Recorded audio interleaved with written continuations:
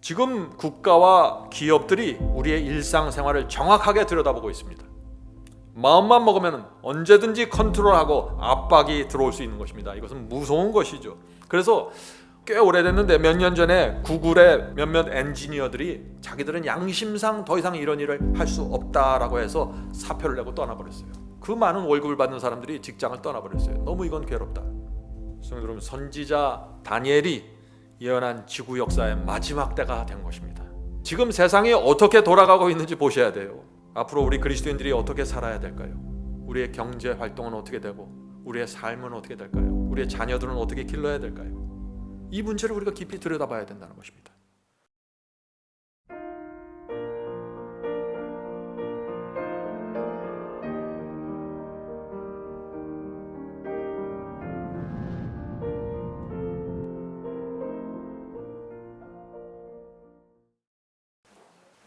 오늘 제가 나눌 말씀의 제목이 좀 특이하죠? 세상 종말과 인공지능입니다. 아마 여러분들 중에 어떤 분들은 아니 왜 목사님이 설교를 하는데 인공지능에 대해서 하는가라는 말을 할 것입니다. 성도 여러분, 10년 전부터 놀라운 일이 이루어지고 있습니다. 전혀 상상할 수 없었던 변화의 물결이 시작되었습니다. 근데 많은 사람들이 그것을 인지하지 못하고 있습니다. 심지어 그리스도인들까지도 이 인공지능이 우리에게 어떤 영향을 주고 우리 신앙에 어떤 영향을 주고 세상 종말과 어떻게 연결되어 있는지 잘 보지 못하는 것 같습니다. 그래서 오늘 제가 이 말씀을 나누기로 마음을 작정한 것입니다. 우리 세대는 그러니까 한 50대, 60대 이 나이들은 중화공업과 또 선박과 자동차와 제조업이 세계 10대 기업의 그 주류를 차지하고 있었던 시대였습니다. 1980년대, 90년대까지 세계 10대 기업은 은행이나 물건이나 어떤 기계를 만들어내는 회사들이 세계적인 회사였습니다. 그러나 2011년이 되면서 완전히 달라지기 시작했습니다. 2011년에 구글이 갑자기 세계 최고의 기업으로 올라오게 되었고 또 애플이 올라오게 되었고 2015년도에는 판도가 완전히 달라지면서 또 2017년에 아마존이 또 세계적인 기업으로 올라왔습니다. 지금 그래서 세계 8대 기업은 우리가 생각하는 그런 회사들이 아니라 전혀 다른 회사들이 세계 8대 기업을 차지하고 있다는 것입니다. 무엇인가요? 아마존입니다. 구글, 애플, 마이크로소프트, 페이스북, 또 텐센트, 세계 최고의 게임 기업이죠. 게임 기업이 세계 8대가 됐습니다. 텐센트, 알리바바, 삼성입니다. 자, 8대 기업의 공통점이 어떤 회사들입니까? 무엇입니까? 모두 IT죠. 인터넷 기업입니다. 스마트폰과 깊이 연결된 회사들이죠. 그들은 이 모든 회사들의 최고의 목표는 뭐냐면 인공지능을 개발하는 것입니다. 이렇게 될 때, 이런 각도에서 볼 때 인공지능이야말로 앞으로 세상을 지배할 엄청난 기술이 되는구나 하는 것을 우리가 볼 수 있는 것이죠. 구글은 지난 3년 동안 인공지능 회사만 17개를 인수했다고 합니다. 또 페이스북은 전체 수익의 30%를 인공지능에 지금 투자하고 있다고 합니다. 왜 세계 기업들이, 세계적인 대기업들이 왜 인공지능에 이렇게 집중하고 있을까요? 성도 여러분, 앞으로 이 인공지능으로 세상이 어떻게 변화가 될까요? 세계 8대 기업, 10대 기업이 인공지능에 올인하면은요, 나머지 회사들과 나머지 나라들도 다 그쪽으로 가는 것입니다.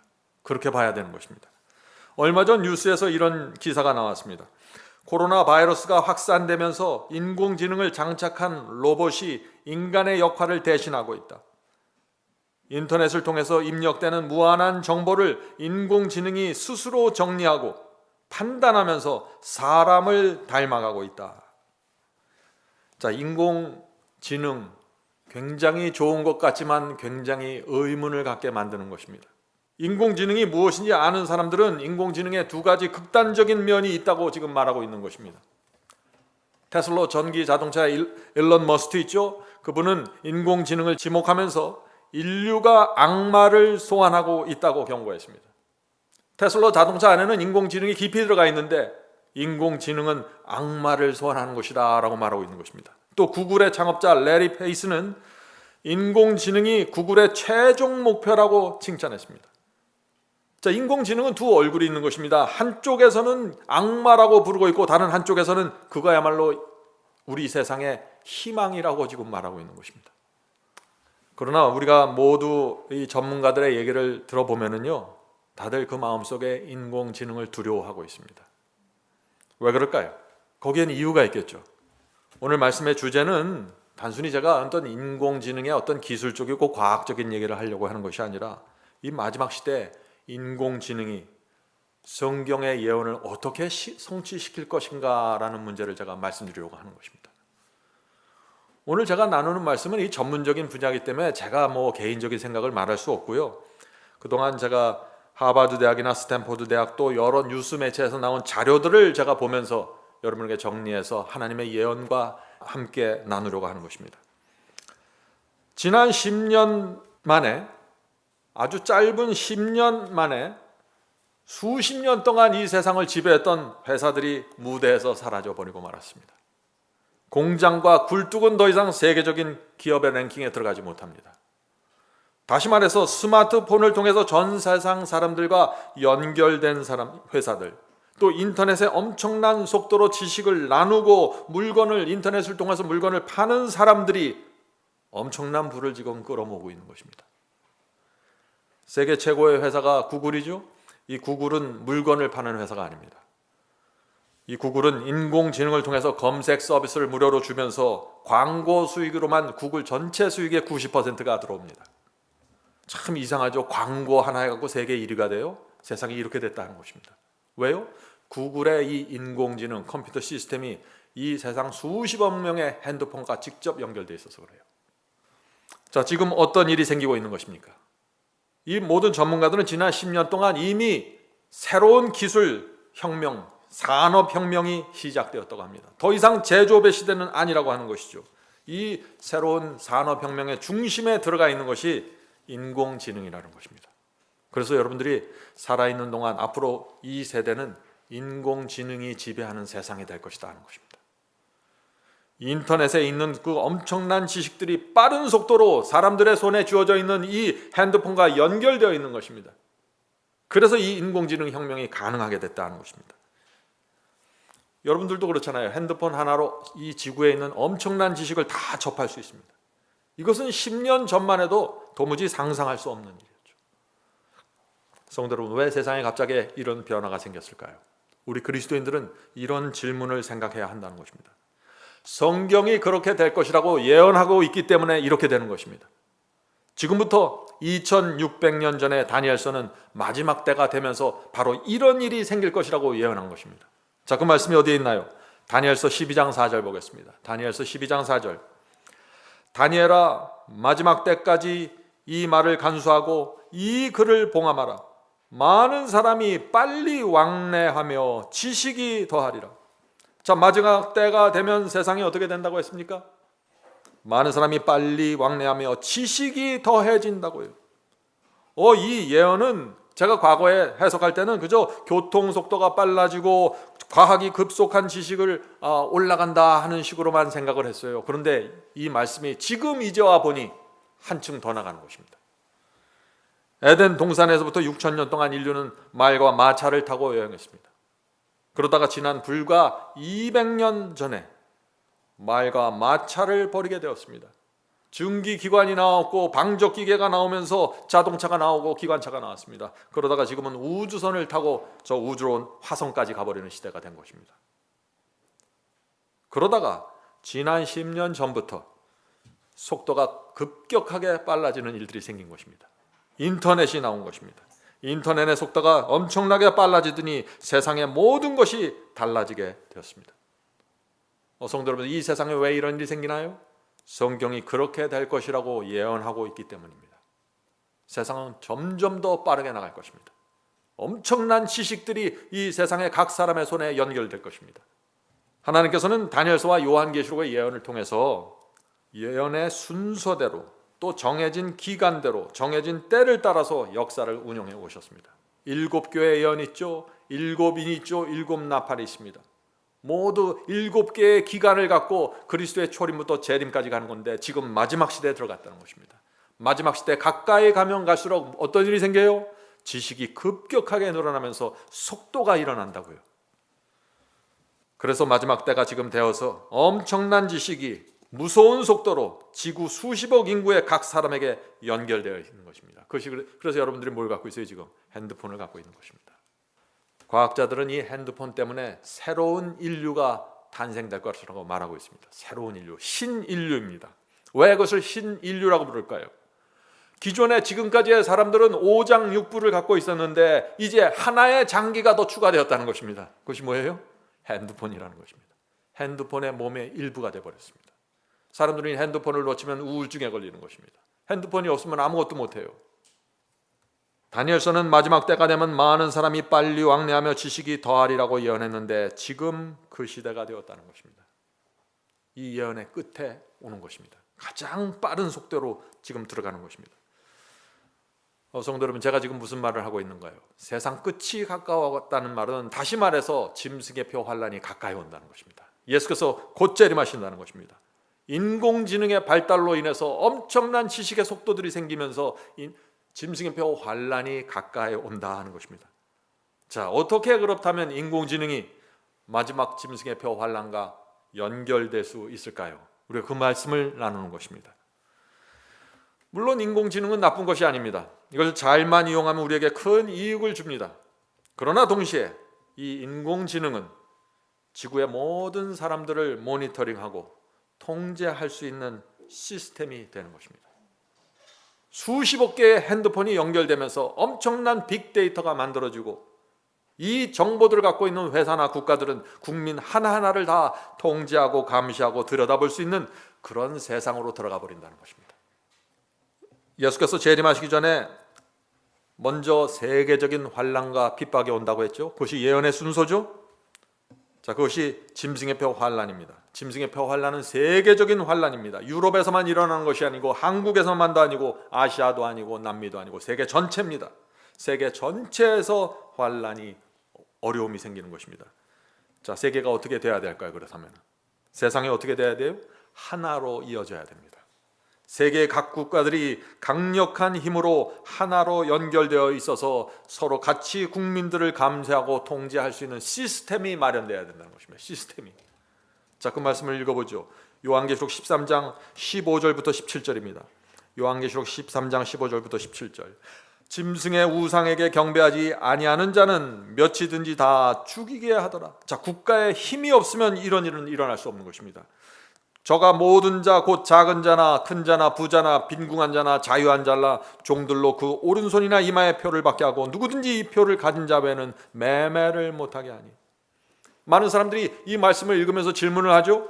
어떻게 국가가 사람들에게 물건을 사고 파는 것을 컨트롤하고 매매하는 것을 강압적으로 조절할 수 있습니까? 어떻게 국가가 국민들을 이렇게 핍박할 수 있나요? 라는 질문을 합니다. 그런 일이 정말 생길까요? 성도 여러분, 어떻게 이런 상황이 생길 수 있을까요? 한 가지 분명한 사실은 국가가 강력하게 각 사람을 통제하고 살필 수 있는 시스템이 마련되어야 한다는 것입니다. 각 사람이 무슨 생각을 하고 어떤 신앙을 갖고 있는지, 무엇을 하는지, 돈을 어떻게 사용하고 있는지, 생활을 어떻게 하고 있는지 파악이 돼야 된다는 것입니다. 지금 파악이 되고 있습니까? 많이 파악이 되고 있습니다. 왜요? 여러분의 인터넷, 핸드폰을 통해서 핸드폰이 인공지능하고 연결되면서 엄청난 빅데이터가 형성되고 있고 모든 사람들은 권력 있는 자들은 다 그것을 들여다볼 수 있게 되어 있는 것입니다. 놀라운 사실은 요새 뉴스를 보면은요, 온 세상이 사람들을 통제하고 컨트롤하는 쪽으로 흘러가고 있습니다. 모든 기술이 그쪽으로 가버리고 있어요. 지금 2007년에 스티브 잡스가 스마트폰을 내놓았죠. 그때부터 불과 10년 만에 50억 지구인들이 스마트폰을 다 손에 갖게 된 것입니다. 한국은요, 전체 인구의 95%가 스마트폰을 사용하고 있다고 합니다. 무슨 뜻인가요? 스마트폰을 사용한다는 것은 나에 대한 모든 정보가 인터넷과 연결되어 있고 인공지능으로 연결된다는 것입니다. 거기서 다 이 데이터를 갖게 된다는 것입니다. 그래서 요즘 기업들은요, 우리가 뭘 좋아하는지 다 알아요. 내가 뭘 좋아하는지, 취미가 무엇인지. 이 세계적인 기업들, 구글, 아마존, 페이스북, 유튜브는요, 지구에 사는 사람들의 다 취미 생활과 기호와 그들이 뭘 하고 있는지 다 들여다보고 있습니다. 그래서 여러분들이 유튜브에서 어떤 설교를 들으면은 다음에 들어가면 어떻게 돼요? 그 설교와 연관되어 있는 설교들이 자동적으로 내 스마트폰에 그 유튜브 홈 화면에 뜨잖아요. 깜짝 놀래죠. 이 사람들이 어떻게 내가 이거 좋아하는지 알았지? 인공지능의 그 알고리즘이 내가 어떤 설교를 좋아하는지 다 기억하고 알아서 처리해 주는 것입니다. 참 편리한 것 같지만 무서운 것입니다. 내가 인터넷으로 그동안 샀던 모든 물건들이, 모든 쇼핑이 온라인에 그대로 기억이 되고 있습니다. 그래서 인터넷에 올라가서 뭘 사려고 하면 어떻게 해요? 전에 샀던 내 물건들이 쫙 떠 있잖아요. 어떤 때는 남들이 볼까 무서워요. 사람들이 그렇게 해서 두려워하는 것입니다. 나의 개인적인 정보들이 다른 사람들하고 이렇게 혹시 나눠지면 어떻게 될까? 지금 국가와 기업들이 우리의 일상생활을 정확하게 들여다보고 있습니다. 마음만 먹으면 언제든지 컨트롤하고 압박이 들어올 수 있는 것입니다. 이것은 무서운 것이죠. 그래서 꽤 오래됐는데 몇 년 전에 그 구글의 어떤 몇몇 엔지니어들이 자기들은 양심상 더 이상 이런 일을 할 수 없다라고 해서 사표를 내고 떠나버렸어요. 그 많은 월급을 받는 사람들이 직장을 떠나버렸어요. 너무 이건 괴롭다. 심각한 것입니다. 경제와 금융에도 큰 변화가 일어났습니다. 이미 90% 이상의 사람들이 스마트폰을 통해서 경제활동을 합니다. 돈을 입출금을 하죠. 은행 창구에 가서 서비스 받는 사람들이 10%도 안 돼요. 저도 은행에 가본 지 굉장히 오래됐습니다. 산술적으로 보면 그래서 은행 지점의 90%가 문을 닫아도 큰 문제가 생기지 않는다는 것입니다. 실제적으로 과거 몇 년 전에 이미 국내의 한 은행이 전국 지점의 80%를 금년 안에 닫겠다고 발표를 했어요. 지금 시대가 이렇습니다. 왜 이 세상이 인터넷으로 다 들어가고 있을까요? 지금은 그래서 카카오뱅크처럼 지점이 없는 은행들이 각 나라마다 세워지고 있는 것입니다. 이것이 추세예요. 누구도 이 추세를 흐름을 변경시킬 수 없는 것입니다. 자, 제가 지금 무엇을 말하고 있나요? 기업과 국가가 각 개인의 모든 경제 활동들을 들여다보고 있다는 것입니다. 위기의 상황이 생기면 언제든지 통제가 들어가는 것입니다. 성도 여러분, 우리가 또 하나 알 것이 있는데 이건 지금 우리는 굉장히 큰 기술혁명에 대해서 말하고 있는 것입니다. 인공지능을 기반으로 한 기술혁명이죠. 이런 큰 기술혁명이 일어나면은 그런 기술혁명이 일어날 때마다 반드시 생기는 결과들이 있어요. 그것이 무엇일까요? 일자리를 잃어버리는 것입니다. 수많은 일자들이 사라진다는 것이죠. 그래서 전 세계 은행들이 지금 기존에 있는 은행들이 이 기술혁명에 적응하기 위해서 많은 직원들을 해고시키면서 피나는 노력을 하고 있는 것입니다. 애플에서 스마트폰을 만들면서 어떻게 됐어요? 기존에 전화기를 만든 수많은 회사들이 순식간에 도산하고 사라졌습니다. 그런 그 스마트폰이 나오는 것을 보면서 가장 두려워했던 업종이 있습니다. 가장 두려워했던 회사들이 있어요. 제가 그것을 미국에 있을 때 타임즈에서 봤는데 그 기사를 가장 두려워했던 회사가 어떤 회사인가? 자동차 회사들이었습니다.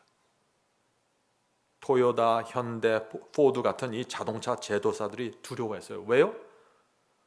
그 기존에 그 엄청났던 전화기 회사들이 순식간에 없어지는 걸 보면서 자동차에서도 무슨 애플 같은 특별한 자동차가 나타나면은 수천조 원이 투자됐던 모든 공장들이 일시에 사라질 수 있는 것입니다.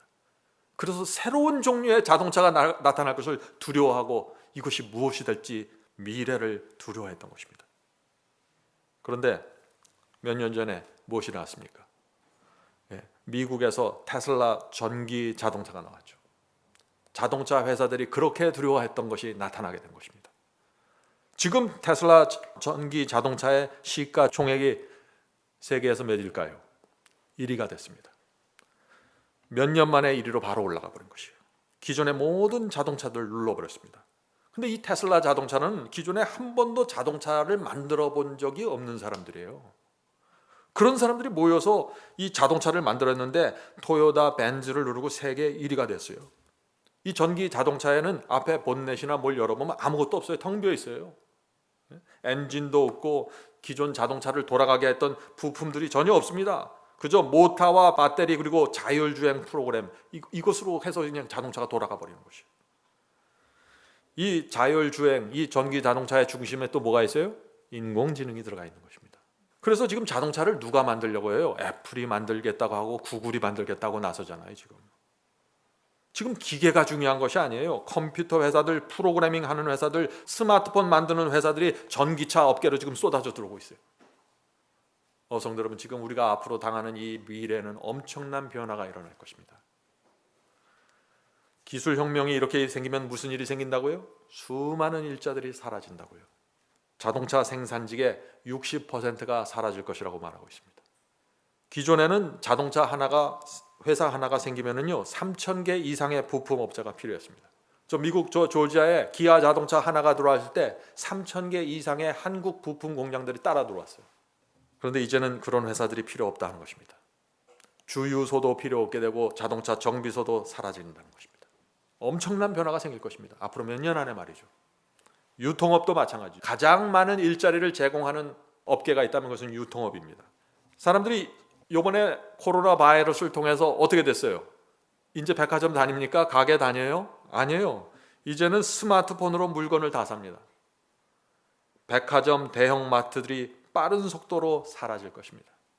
이미 온라인에서 물건을 구매하는 사람들이 오프라인에서 물건을 구매하는 사람들의 숫자보다 이미 초월했습니다. 이렇게 사람들이 스마트폰으로 물건을 구입하면서 세계 최정상으로 올라간 공룡 기업이 있는데 그것이 뭐예요? 아마존이죠. 아마존이 등장하면서 또 수많은 회사들이 도산하는 것입니다. 이제 도매상도 필요 없고 소매상도 필요 없어요. 스마트폰과 세계적인 그 아마존 회사가 직접 연결되어 있기 때문에 중간에 거칠 필요가 없습니다. 그래서 미국 백화점 3분의 1이 파산했습니다. 체인점 20%가 문을 닫았어요. 이런 현상은 전 세계적으로 앞으로 가속화된다는 것입니다. 성도 여러분, 이 스마트폰을 점령하는 회사들, 이 수십억 인구의 스마트폰과 연결시키는 회사들이, 그런 기업들이 세상을 지배하게 되는 것입니다. 그들이 모든 데이터와 정보를 갖게 되는 것입니다. 우리가 지금 성도 여러분, 우리가 지금 무엇을 공부하고 있어요? 무엇을 살펴보고 있습니까? 우리 지금 세상 얘기하는 거 아닙니다. 우리 앞에 엄청난 혼돈과 변화가 생기는데 우리가 그리스도인으로서 우리가 어떻게 이것을 통과해야 되는지 그 문제를 지금 살펴보고 있는 것입니다. 온 세상이 온라인으로 연결되어 있고 기업과 정부가 모든 사람들의 사생활과 정보를 점점 더 구체적으로 깊이 들여다보게 될 것입니다. 이것이 짐승의 표 환란이 일어나기 전에 준비되어야 될 준비 과정입니다. 인공지능이라는 엄청난 기술이 생기면서 어떻게 됐어요? 국가가 각 사람의 경제와 경제활동, 또 종교, 취미, 아주 디테일한 정보들을 다 가질 수 있게 됐습니다. 스마트폰이 생기고 또 보안 시스템이 생기면서 어떻게 됐습니까? 사람들의 얼굴 정보까지, 이제 안면 인식 프로그램까지 나왔죠. 지문을 인식하는 프로그램이 나왔죠. 전 세계 사람들을 컨트롤할 수 있는 준비가 되어가고 있다는 것입니다. 중국과 같은 나라는 어떻게 해요? 몇 초 안에 그 수많은 사람들 속에 몇 초 안에 자기 국가가 원하는 사람을 찾아낼 수 있다고요. 안면 인식 때문에 찾아낼 수 있다고 합니다. 참 놀라운 일이죠.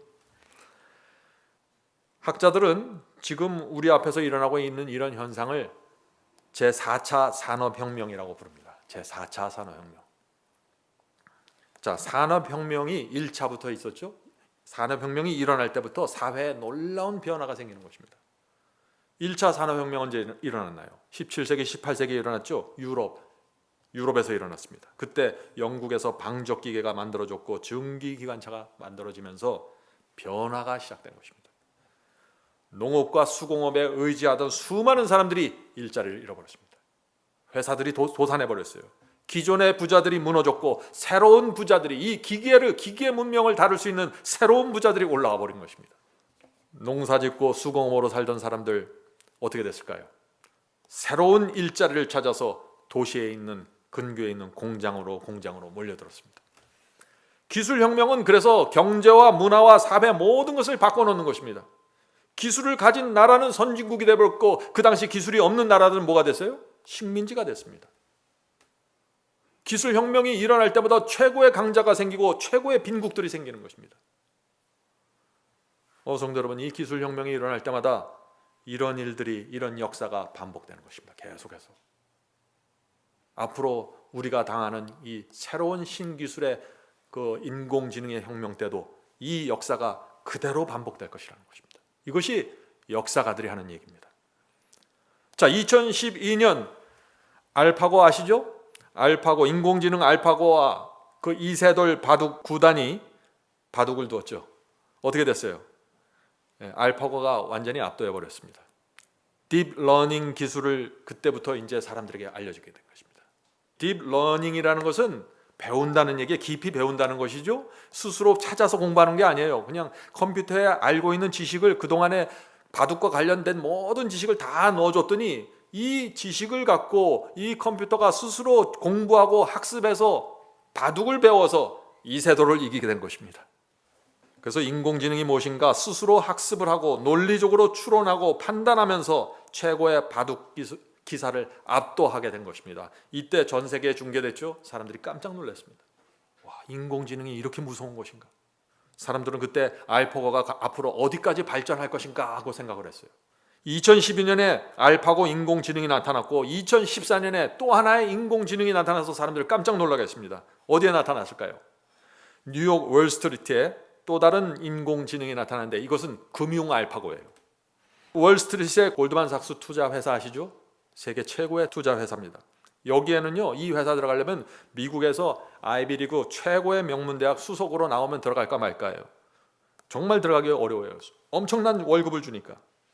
그런데 그런 대학의 출신들 천재들이 600명이 그 금융 트레이더로 그 골드만삭스에 일하고 있었습니다. 그런데 그 회사에서 전격적으로 인공지능 캔쇼를 도입했습니다. 자, 인공지능의 이름을 캔쇼라고 붙인 것이죠. 금융 알파고가 도입된 것입니다. 자, 어떤 일이 생겼을까요? 골드만삭스에 어떤 일이 생겼을까요?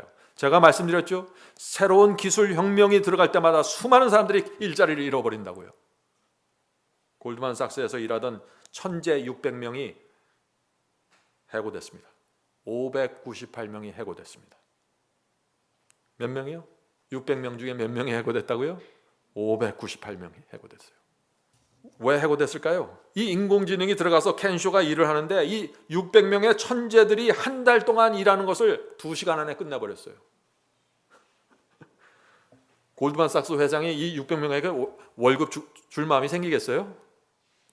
이 인공지능이 들어가서 일하는데 투자 판단도 정확하고 일을 엄청나게 빨리 하고 수익도 더 내는 거예요. 그러니까 해고시키고 나머지 2명 남아서 이 사람들 뭐 할까요? 나머지 2명은 인공지능 보조를 하는 것입니다. 인공지능에 끊임없이 투자에 대한 정보를 입력시켜주는 일을 하는 것이죠.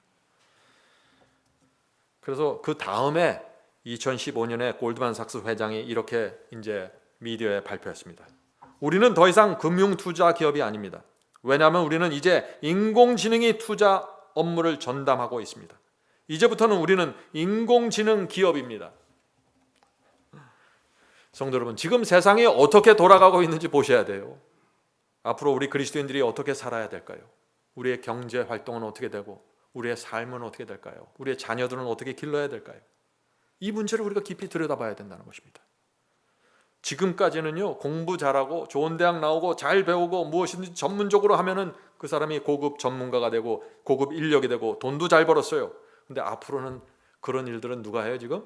그런 일들은 인공지능이 대체되는 것입니다.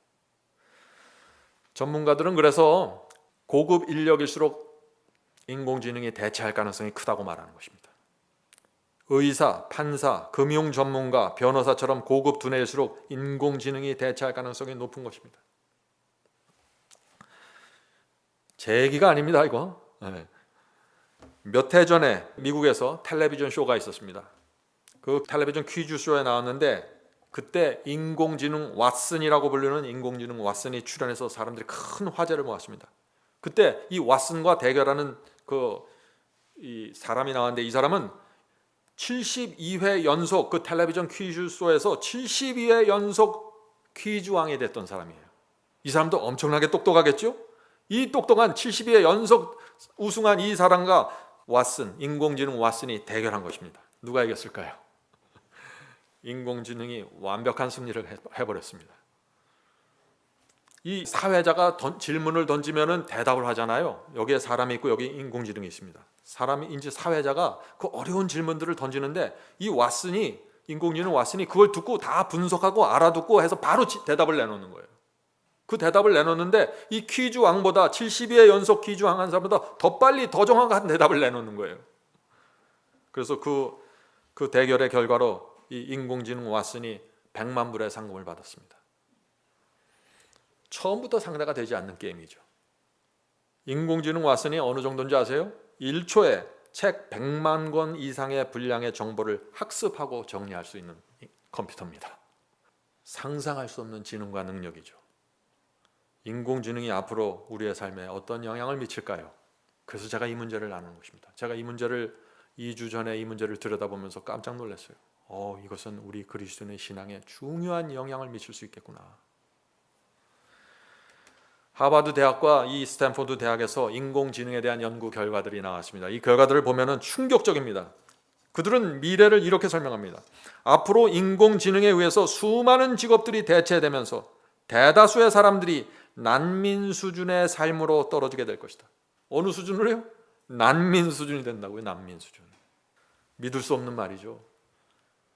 그러나 제가 골드만삭스의 그 인공지능을 바라보고 또 천재 전문가, 투자 전문가 600명 중에 598명이 순식간에 해고되는 그 기사를 읽으면서 앞으로 인공지능이 이 세상을 지배하겠구나 하는 그 모습을 보게 되는 것입니다. 성도 여러분, 두려워할 필요 없습니다. 세상 사람들은 두려워할 수 있어요. 이런 모습을 보면서 어떻게 이 세상이 흘러갈 것인가 두려워할 것입니다. 그러나 하나님의 말씀과 예언을 알고 있는 우리는 진리 안에서 미래를 정확하게 볼 수 있습니다. 오늘 우리가 그 말씀을 좀 나누려고 하는 것입니다. 성도 여러분, 인공지능의 발전 속도 놀라울 것입니다. 왜 놀라워요? 전 세계에 있는 그 수억 대의 스마트폰에서 올라오는 엄청난 정보들이 계속해서 인공지능에게 정보를 제공하고 인공지능은 앉아서 그것을 계속해서 학습하고 추리하고 판단하면서 도무지 상상할 수 없는 능력들이 생기는 것입니다. 각 분야별로 말이죠. 전기자동차도 인공지능으로 움직인다고 했죠. 이 전기자동차도 계속해서 인포메이션을 받는 것입니다. 이미 팔려나간 전기자동차들이 도로를 달리면서 생기는 수많은 정보들을 날마다 인공지능 테슬라 자동차에게 계속해서 보내주는 것입니다. 인터넷을 통해서. 전기차의 인공지능이 그 모든 정보들을 받아서 놀라운 속도로 학습하고 프로그램을 진화시키는 것입니다. 그리고 그 진화된 프로그램을 다시 전기차에게 주는 것입니다. 그래서 점점 더 이 성능을 좋게 가져가는 것이죠. 성도 여러분, 이 인공지능의 힘이 뭔지 아세요? 인공지능의 힘. 인공지능의 힘은 뭐냐? 하루 24시간 잠도 자지 않고 정보를 받아들이고 학습하면서 공부합니다. 이 세상에 어디 그런 학생이 있겠어요? 엄청난 에너지로 지식을 받아들이면서 발전하는 것입니다. 그래서 지난 몇 년 동안 이미 이런 일들이 이루어졌어요. 그래서 지금 다 큰 기업마다 다 어떻게 하면 우리가 인공지능으로 인력을 대체할 것인가, 그것을 고민하고 있는 것이에요.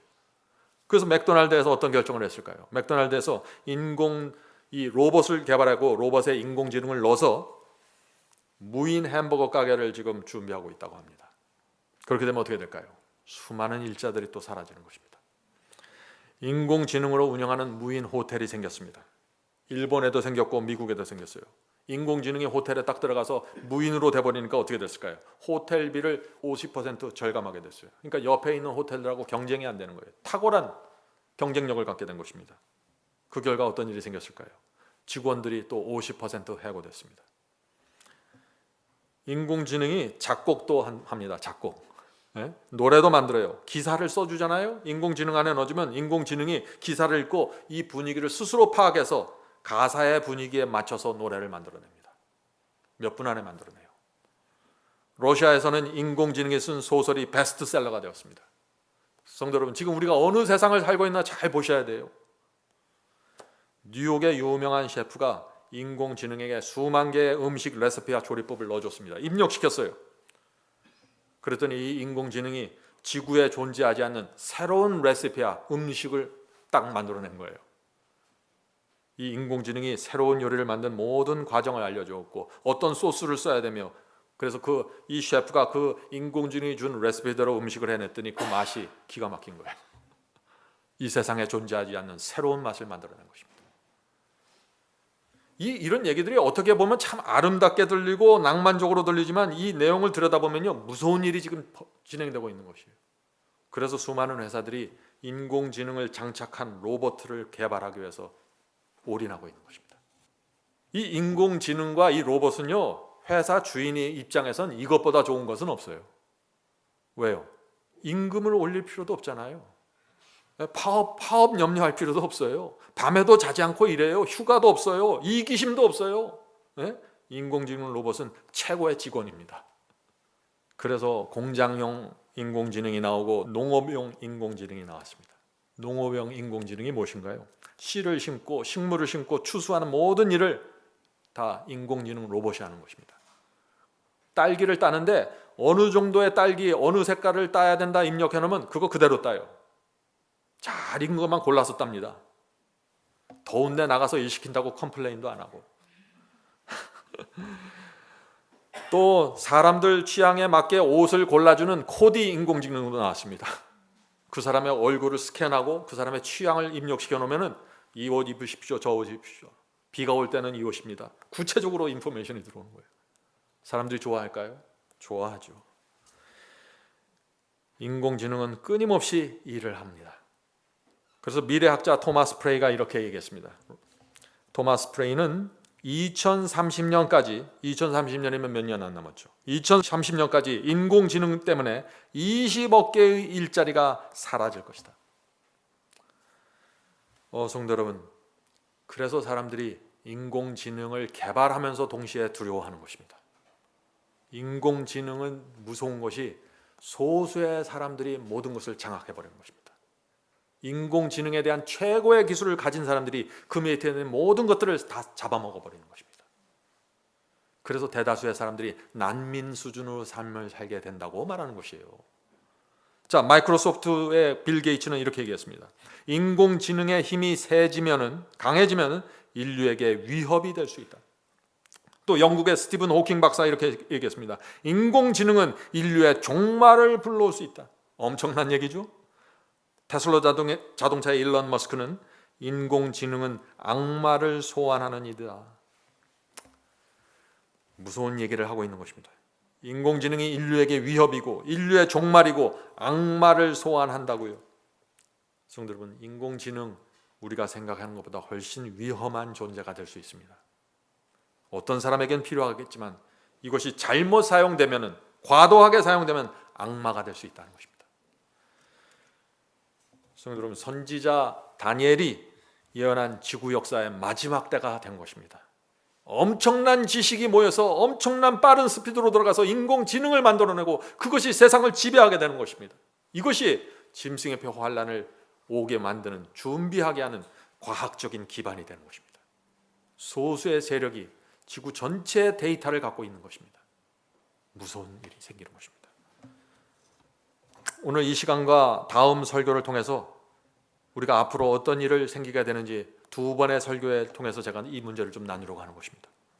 2016년 서울대학교에서 놀라운 발표를 했습니다. 지금부터 향후 2045년까지, 자, 2045년이면 이제 25년 남았죠. 25년 동안 한국 사회가 인공지능 때문에 4개의 계급 사회로 바뀌어진다는 연구 결과를 발표했습니다.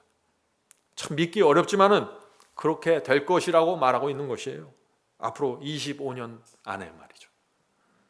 자, 그 4개의 계급이 뭔가? 첫 번째 계급은 인공지능 기업을 소유한 사람들이라는 것입니다. 다시 말해서 구글이나 아마존 같은 이런 기업들이 인공지능의 최고의 기술을 갖고 있는 사람들이 첫 번째 제 상위 클래스가 될 것이다 하는 것이죠. 뭐 석유 만들고 기계 만들고 선박 만들고 이런 거 다 이제 사라지는 거예요. 더 이상 인류가 아니에요, 그런 사람들은. 자, 두 번째 계급은 뭐냐? 인공지능 플랫폼 안에서 스타가 된 사람들이라는 것입니다. 인공지능 플랫폼 안에서 스타가 된 사람들. 예를 들어서 유튜브가 인공지능의 플랫폼이거든요. 거기서 BTS 가수 있잖아요. 스타가 됐잖아요. 유튜브를 통해서 스타가 됐습니다. 그들은 인공지능을 통해서, 플랫폼을 통해서 수십억 명과 연결되면서 세계적인 스타가 되어버렸습니다. 아주 짧은 순간에. 성도 여러분, 참 놀라운 것은요, 마지막 시대의 복음도 이렇게 전파되는 것입니다. 인공지능 기반인 인터넷상에서 하나님의 말씀과 사탄의 거짓 복음이 치열하게 전쟁을 벌이고 있는 것입니다. 자, 세 번째 계급이 누구예요? 사람이 아닙니다. 인공지능입니다. 사람이 아니라 인공지능 컴퓨터가 세 번째 계급을 차지한다고 말하는 것입니다. 자, 네 번째 계급은 무엇일까요? 제 하위층, 인공지능에 의해서 설 자리를 잃어버린 대다수의 사람들입니다.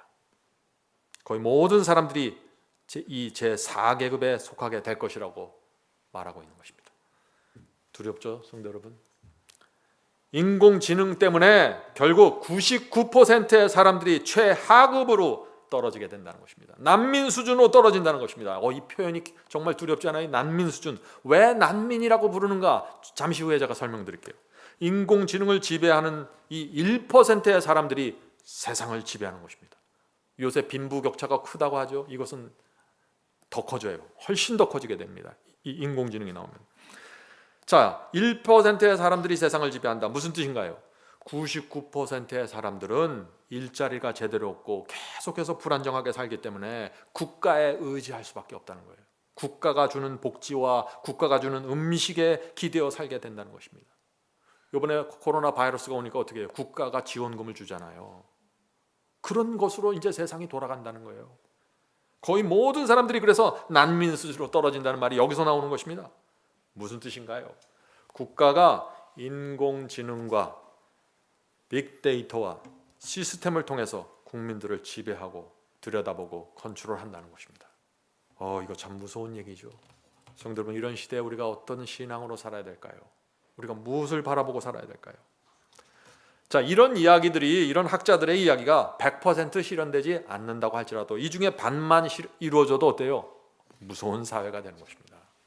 성도 여러분, 어떻게 우리 그리스도인들이 이 인공지능의 시대에 살아남을 수 있을까요? 오늘 우리가 이것을 살펴봐야 되는 것이죠. 또 하나의 문제가 있습니다. 또 하나의 문제는 뭐냐면은 지금 지구 대부분의 나라에서 빠른 속도로 고령화가 이루어지고 있습니다. 지금 현재 세계에서 가장 빠르게 고령화가 이루어지는 나라가 어디예요? 일본입니다. 한국입니다. 중국입니다. 이 세 나라, 동북아시아에 있는 이 세 나라가 지구 전체에서 가장 빠르게 노령화되고 있습니다. 왜 그럴까요? 삶이 힘들어진 거예요. 스트레스가 많다는 것이에요. 이미 오래전부터 그래서 한국에서 그 어린 학생들이라는 초등학교들이 폐교되고 있죠. 이제는 어린아이가 없는 골목이 나옵니다. 어린아이를 볼 수 없는 동네들이 나오고 있습니다. 노인들만 사는 마을들이 나타나고 있습니다. 이것이 지금 현재의 모습입니다. 그래서 지금 한국의 인구 통계학자들은 지금 이런 추세로 가면은 2026년에는 한국 노인이 전체 인구의 20%를 넘어갈 것이라고 해요. 2026년 몇 년 안 남았습니다.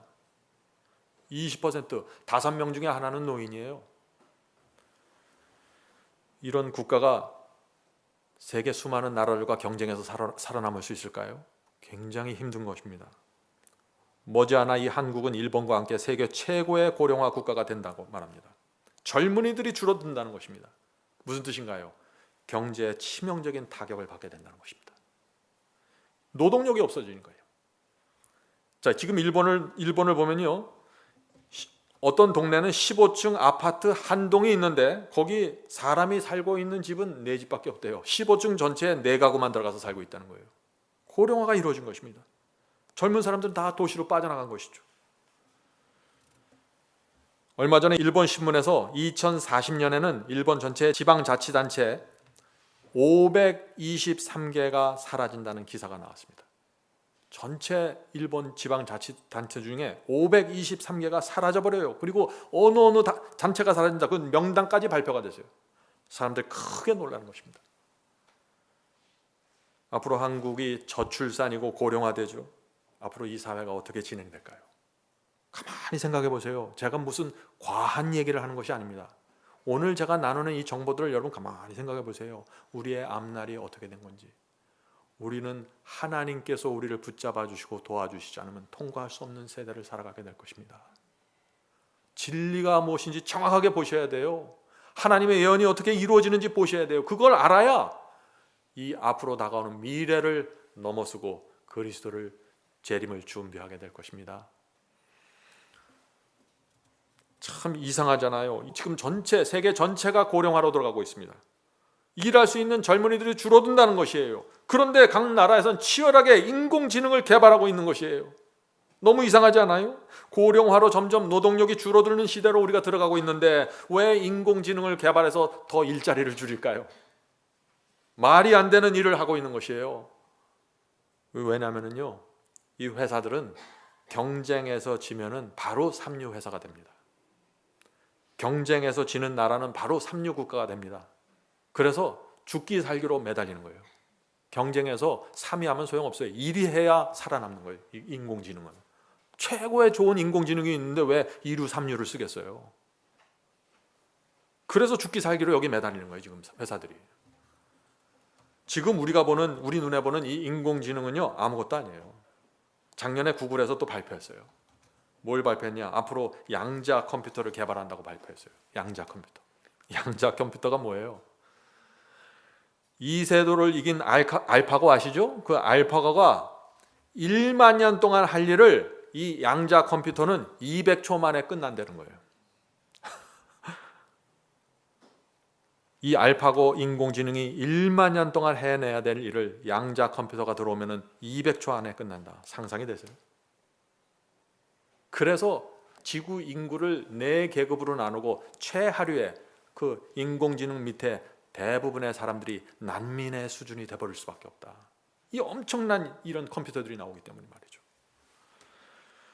구글, 페이스북, 마이크로소프트 같은 회사에서 이 양자 컴퓨터가 앞으로 10년 안에 상용화될 것이라고 말했습니다. 이 양자 컴퓨터가 상용화되면 어떻게 될까요? 컴퓨터의 IQ가 1만 이상으로 넘어가는 것입니다. 이 IQ 있죠? IQ가 1만 이상으로 넘어가는 거예요. 사람이 천재면 IQ 몇 이상입니까? 180 이상, 200이면 천재잖아요. 양자 컴퓨터는 IQ가 1만이 넘는 것입니다. 어떤 일이 생길까요? 대부분의 사람들은 바보가 되는 것입니다. 실업자가 되고 인공지능의 지배를 받게 되는 거예요. 지금 제가 말씀드리는 게 점점 뭐처럼 돼요? 영화처럼 들리죠? 미래 공상 영화처럼 지금 들리잖아요. 지금 제가 얘기를 하면서도 그렇게 느껴요, 저도. 근데 이게 멀지 않았다는 거예요, 지금. 우리가 살아있는 동안 이런 일들이 생길 수 있다는 것입니다. 성도 여러분, 이제 잘 생각해 보세요. 하나님께서 이 세상을 인공지능이 지배하도록 내버려 두실까요? 그럴 수는 없는 것입니다. 그렇다면 무슨 말인가 이것이? 예수께서 재림하시는 날이 가까이 올 수 있다는 것입니다. 더 이상 그리스도의 재림이 지체될 수 없다는 것입니다. 이렇게 볼 때 마지막 짐승의 환란, 짐승의 표 환란이 매우 가까이 있을 수 있다는 것을 우리가 볼 수 있다는 것입니다. 이것이 세상을 바라보면서 하나님의 예언을 보면서 들여다볼 수 있는 영적인 통찰력입니다. 성도 여러분, 코로나 바이러스 이번에 크게 생겼죠. 일자리를 수많은 사람들이 잃어버렸습니다. 그렇게 되면서 어떤 현상이 이 사회에 생겼습니까? 사람들은 국가가 이제 더 많은 것을 책임져 달라고 요구하기 시작했습니다. 더 많은 복지, 더 많은 지원을 달라고 요구하고 있는 것이에요. 왜? 먹고 살기 힘들어요. 미국도 마찬가지입니다. 미국 사람들도 미래를 불안하게 보고 있어요. 지금 세상 누가 미래에 대해서 환상을 갖겠어요? 다 불안해하는 것입니다. 그래서 이 선거 때마다 어떤 사람들이 표를 많이 받아요? 사회주의를 지향하는 정치인들이 표를 많이 받는 것입니다. 그래서 사회주의가 뭐예요? 국가가 국민들을 책임져 주는 시스템 아니에요. 성도 여러분, 지금 이 세상이 어떻게 돌아가고 있는지 보이십니까? 점점 더 빈부차가 생길 것입니다. 일반 서민들이 가난하게 집중. 그러면서 인공지능이 폭발적으로 개발되면서 빅데이터가 형성되고 국가는 모든 사람들의 정보를 갖게 될 것입니다. 원하기만 하면 누구나 가서 모니터링하고 감시할 수 있는 시스템이 만들어지는 것입니다. 성도 여러분, 이것이 지금부터 마지막 환란이 올 때까지 이 세상이 돌아가는 과정입니다. 짐승의 우상에게 경배하지 못한 사람들을 사고 파지 못하게, 매매하지 못하게 하는 시스템이 있어야 되는 것입니다. 그 시스템이 인공지능을 통해서 지금 마련되고 있다는 것입니다. 우리가 이것을 보면은 우리의 신앙이 어떻게 돼야 될까요? 정말 이제는 세상에 대한 그 애착심, 세상에 대한 사랑 다 내려놓으시고 하나님의 말씀 안으로 들어가셔야 됩니다. 가장 안전하고 정말 평안이 하나님의 말씀 안에만 있게 될 것입니다. 자, 인공지능을 가진 기업이 세상을 이끌게 됩니다. 정부는 국민 개개인의 삶을 들여다보고 컨트롤할 수 있게 되는 그런 흐름으로 지금 가고 있습니다. 그래서 사방바람이 놓여지고 있는 것입니다. 이 순서를 잘 보세요. 사방바람이 왜 놓여지고 있는지 마태복음 24장에 나오는 재림의 징조들 아시죠? 홍수와 기근과 지진과 전염병이 창궐하게 되는 것입니다. 마지막 시대 온 세상이 크게 이 재림의 징조로 흔들리는 것입니다. 그래서 바울이 뭐라고 했어요? 이 재림의 징조가 어떻게 온다고 그랬죠? 여인이 해산하는 고통처럼 온다고 그랬잖아요. 데살로니가전서 5장 3절 보겠습니다. 여러분들이 이 말씀 아시죠? 데살로니가전서 5장 3절입니다. 그들이 평안하다 안전하다 할 그때 임신한 여자에게 해산의 고통이 이른과 같이 멸망이 갑자기 그들에게 이르니 결코 피하지 못하리라. 자, 무슨 뜻인가요? 아기가 태어나려고 하면은 산모의 고통이 점점 더 커지죠. 그런데 점점 더 자주 일어납니다. 빈도가. 재림의 징조가 그렇게 일어난다는 것입니다. 점점 더 자주, 점점 더 크게, 큰 사이즈로 재림의 징조들이, 재난이 일어난다는 것입니다. 그래서 예수께서 재림하실 때까지 앞으로 재난은 점점 더 심해질 것이라고요. 이번 코로나 바이러스로 온 세상이 마비되었습니다. 경제가 어떻게 흔들리는지 우리 눈앞에 한번 보여주셨습니다. 하나님의 백성들, 예언의 빛을 갖고 있는 사람들만 알 수 있도록 징조가 나타난 것입니다. 성도 여러분, 만일 코로나 바이러스보다 더 강력한 바이러스가 나타나면 어떻게 될까요? 더 큰 재난들이 지구로 몰려오면 어떻게 될까요? 경제가 여지없이 흔들리면서 무너지기 시작할 것입니다. 그렇게 되면 어떻게 될까요? 사람들의 마음이 불안해지겠죠. 예언을 모르는 사람들은 정말 두려워서 떨 것입니다. 앞으로 무슨 일이 생길지 모르니까요. 세상 국가들은 사회의 민심과 인심을 수습하기 위해서 인공지능과 빅데이터를 이용해서 사람들을 감시하고 통제하기 시작할 것입니다. 불안한 심리를 갖고 있는 사람들은 무엇을 바라볼까요? 누가 좀 나타나서 이 세상을 평강과 복락으로 끌어갈 수 있으면 좋겠다 하는 마음으로 세상을 바라보기 시작할 거예요. 그때 누가 나타나는 거예요? 그때 요한계시록 13장에 나타나는 적그리스도가 나타나는 것입니다. 온 세상의 희망으로 등장하는 것입니다. 가장 도덕적이고 가장 종교적이고 가장 사랑이 많은 모습으로 나타나게 될 것입니다. 그리고 그 적그리스도와 함께 기독교의 거짓 선지자들이 하나로 연합해서 이 세상에게 희망의 메시지를 던지기 시작하는 것입니다. 자, 요한계시록 13장에 그 모습이 나타납니다. 요한계시록 13장 13절 14절입니다. 큰 이적을 행하되 심지어 사람들 앞에서 불이 하늘로부터 땅에 내려오게 하고 짐승 앞에서 받은 바 이적을 행함으로 땅에 거하는 자들을 미혹하며 땅에 거하는 자들에게 이르기를 칼에 상하였다가 살아난 짐승을 위하여 우상을 만들러 하더라. 여기 짐승의 표 환란이 일어나면서 놀라운 이적들이 생기죠. 불이 하늘에서 내려오는 이적, 이런 이적들이 생기니까 사람들이 저항할 수가 없는 것입니다. 이것이 우리가 기다리던 그 희망이구나. 이 불안한 세상에, 재난이 많은 세상에, 경제가 무너지는 이 세상에 우리가 드디어 희망을 만나게 되었구나 하고 간절한 마음으로 매달리게 되는 것입니다. 사탄과 악령들이 초자연적인 현상들을 일으키는 것입니다. 사람들을 완전히 미혹시키는 것입니다. 안진뱅이를 이혹하고 2000년 전에 예수께서 행했던 그 이적을 그대로 행하면서 사람들을 미혹하게 될 것입니다. 그래서 예수께서 마지막 환란 때 이적을 행하는 자들을 조심하라고 말하고 있는 것이에요. 그 말씀이 어디에 있어요? 마태복음 24장에 나오잖아요. 재림의 징조장에. 마태복음 24장 21절부터 24절입니다. 이는 그때 큰 환란이 있겠습니다. 이 큰 환란이 뭐예요? 짐승의 표 환란, 마지막 환란입니다. 큰 환란이 있겠습니다. 장세로부터 지금까지 이런 환란이 없었고 후에도 없으리라. 가장 큰 지구 역사의 가장 큰 환란이라는 것이죠. 그때 사람이 너에게 말하되 보라 그리스도가 여기 있다 혹 저기 있다 해도 믿지 말라. 거짓 그리스도들과 거짓 선지자들이 일어나 큰 표적과 기사를 보이어 할 수만 있으면 택하신 자들도 미혹하게 하리라. 성도 여러분, 조심해야 합니다. 사탄은 지금도 이 역사를 마지막 미혹을 이루기 위해서 지금부터 이미 오래전에 기독교인들에게 초자연적인 현상을 주고 있는 것입니다. 뭘 주고 있어요 지금?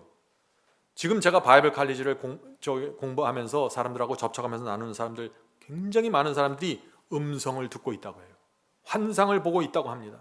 어떤 계시를 보고 있다고 합니다. 그런 사람들이 굉장히 많아요. 사탄은 그리스도인들이 기적과 표적에 의지해서 신앙을 하도록 끌어가고 있는 것입니다. 수많은 사람들이 지금 여기에 걸려 있는 것입니다. 그런 사람들은 짐승의 표 환란이 일어나고 마지막 큰 미혹이, 엄청난 이적들이 생길 때 다 넘어가게 될 것입니다. 그동안 내가 듣던 그 환상, 내가 듣던 음성이 바로 이것이었구나 하고서 거기에 다 들어가게 될 것입니다. 그때 이 마지막 미혹이 일어날 때 지구의 모든 사람들은 이 짐승과 거짓 선지자를 하나님께서 보내신 종으로 받게 될 것입니다.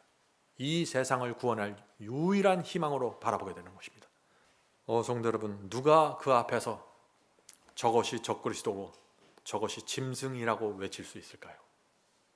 하나님의 진리에 정확하게 서 있는 사람들, 마지막 예언의 빛에 의해서 정확하게 세상을 보는 사람들, 그리고 그 안에, 그 마음 안에 하나님의 의가 새겨져 있는 사람들, 그런 사람들이 그날 하나님의 편에 서게 될 것입니다. 성도 여러분, 우리가 어떻게 준비해야 될까요? 온 세상이 인터넷으로 묶여 있고 인공지능의 힘이 점점 더 강력해지는데 우리 그리스도인들이 어떻게 자유와 평강과 신앙을 유지할 수 있을까요?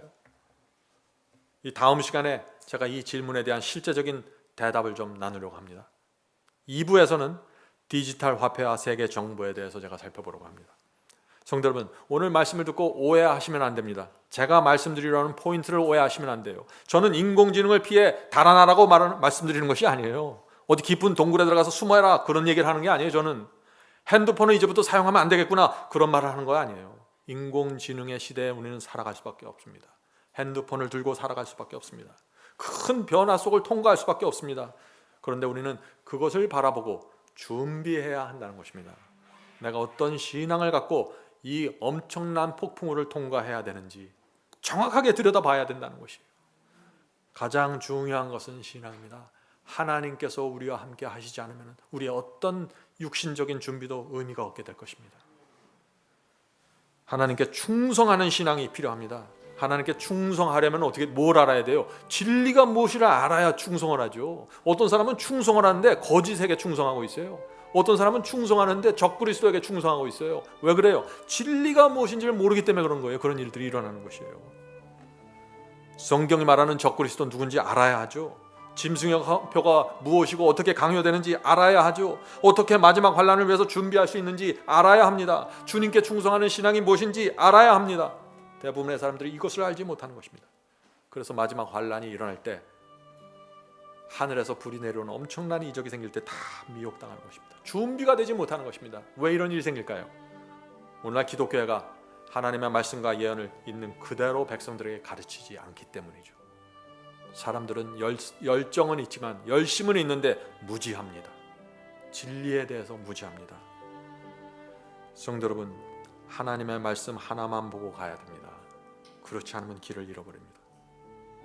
오늘 이 방송을 보는 분들 이번 기회에 꼭 마지막 사명 웹사이트 바이블 칼리지 오셔서 성경을 공부하시고 예언을 확인하시기 바랍니다. 여러분의 운명이, 인생이 달린 성경 공부가 될 것입니다.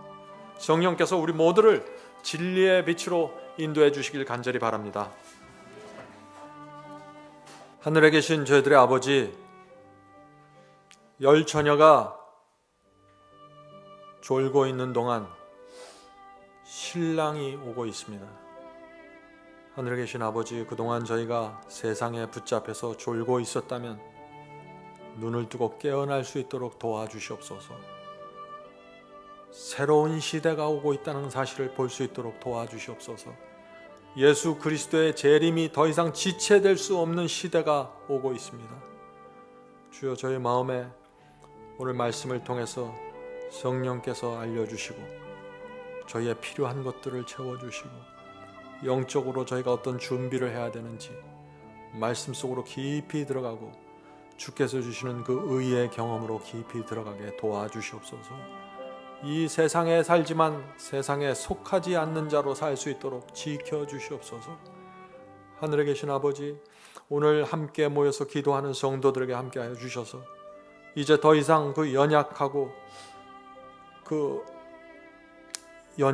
죄를 변명하고 세상을 변명하는 그런 신앙에서 떠나서 하나님께 나갈 수 있도록 도와주시옵소서. 죄를 내려놓고 세속을 내려놓고 하나님의 말씀 안에서 흡족하고 만족한 그리스도인 될 수 있도록 도와주시옵소서. 성령께서 우리의 마음을 감화시키고 역사하셔서 회개시켜 주셔야만 이 일이 가능합니다. 주여, 그리스도의 재림을 위해서 준비할 수 있도록 저희를 깨워주시고 준비시켜 주시옵소서. 예수님의 이름으로 간절하게 기도드립니다. 아멘.